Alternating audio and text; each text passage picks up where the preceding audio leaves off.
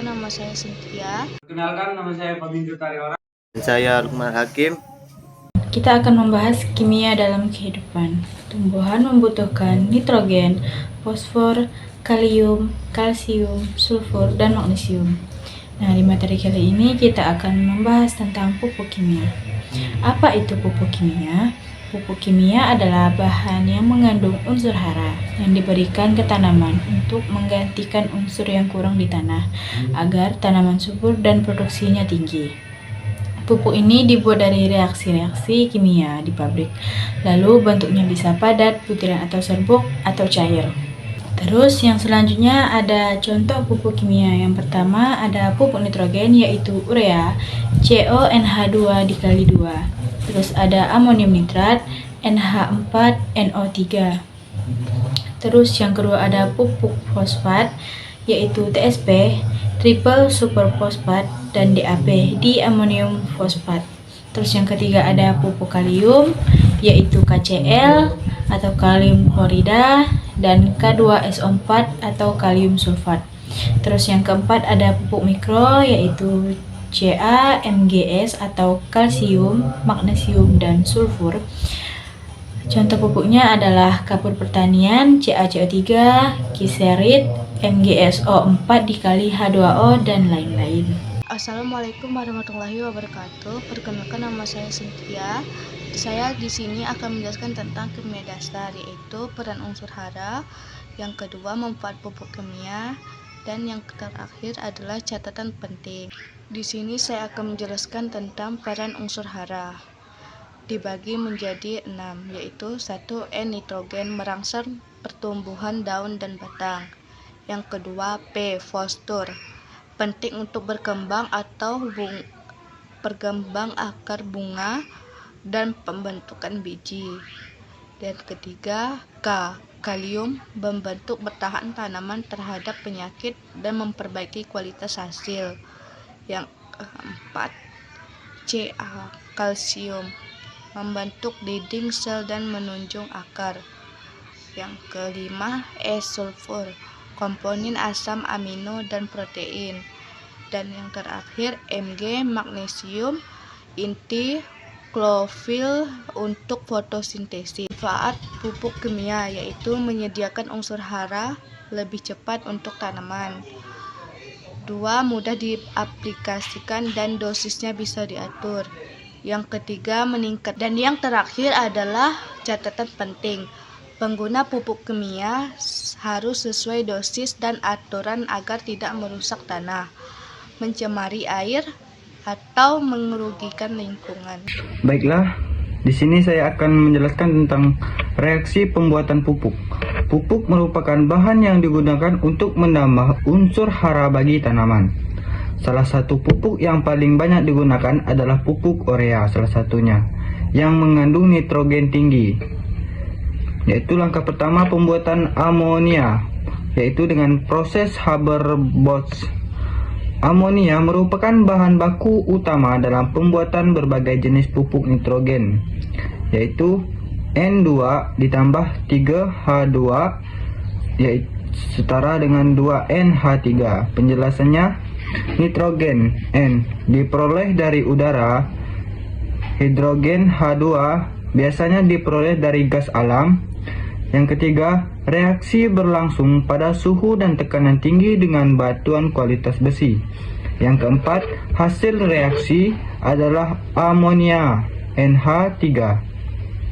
Langkah kedua, yaitu pembuatan urea.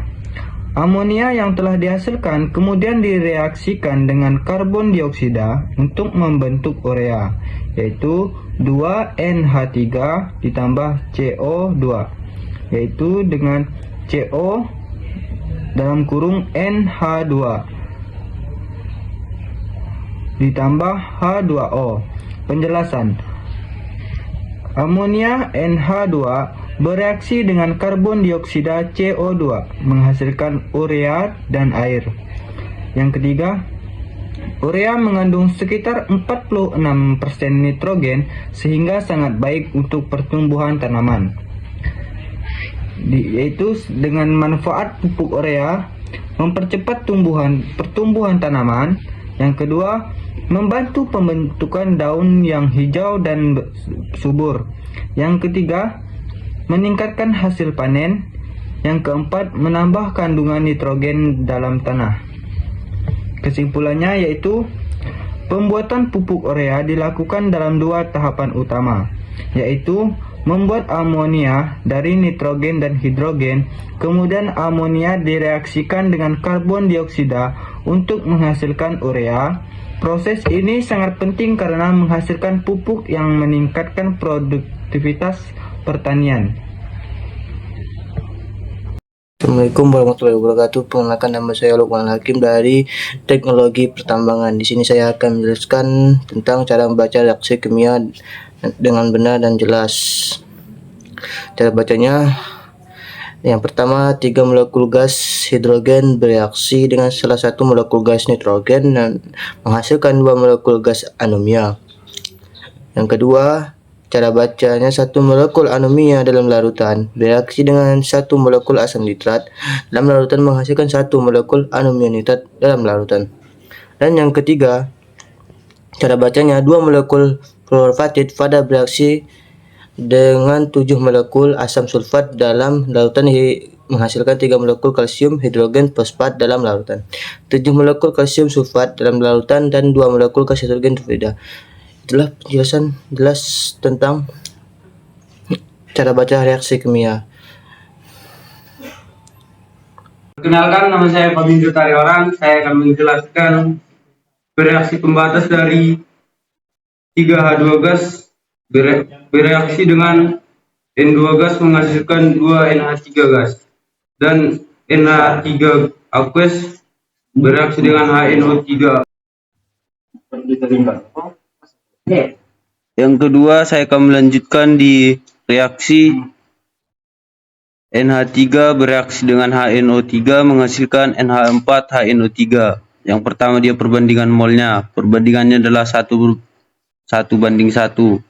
Artinya 1 mol NH3 memerlukan 1 mol HNO3. Reaksi pembatasnya adalah NH3. Jadi produknya adalah 2 mol NH4HNO3.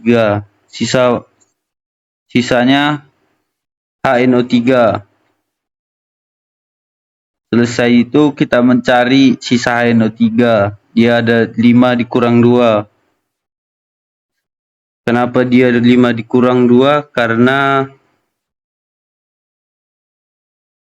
NH3 sama dengan 2 mol dan HNO3 sama dengan. Saya akan melanjutkan menghitung. Yang pertama, dia 3H2 gas bereaksi dengan N2 gas menghasilkan 2NH3 gas. Yang pertama itu perbandingan mol. Perbandingannya ada dari H2 dibanding N2. Perbandingannya adalah 3:1. H2 dia ada 6 mol, N2 dia 4 mol. Yang kita cari adalah H2 karena kita cuma butuh H2. Yang pertama kita kalikan 4 dikali 3, dapatnya 12 mol H2. Dia ada tersedia 6 mol H2. Baru kita lanjut dengan mol yang terbentuk, yaitu 6 dikali 2/3 sama dengan 4 mol NH3. Sisa H2 adalah 4 dikurang 6/3, jadi yang sisa dia 2 mol.